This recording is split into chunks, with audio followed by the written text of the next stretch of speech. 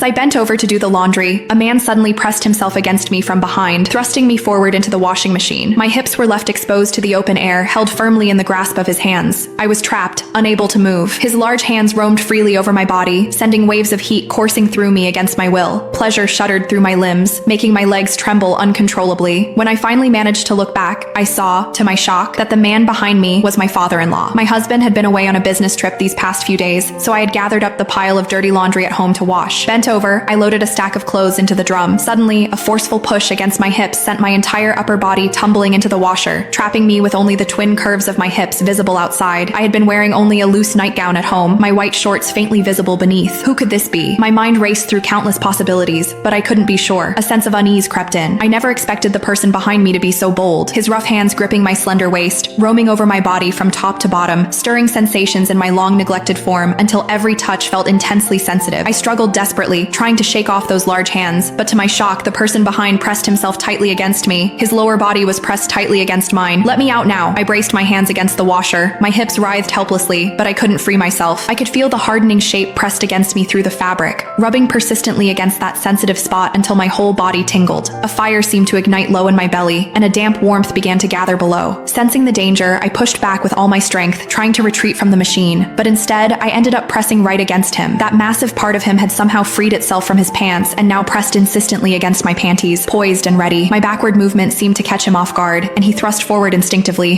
Don't. The sensation nearly overwhelmed me, my legs trembling involuntarily. I tried desperately to squirm deeper into the washer to escape his body, but with every inch I retreated, he pressed forward until I had nowhere left to go. What are you doing?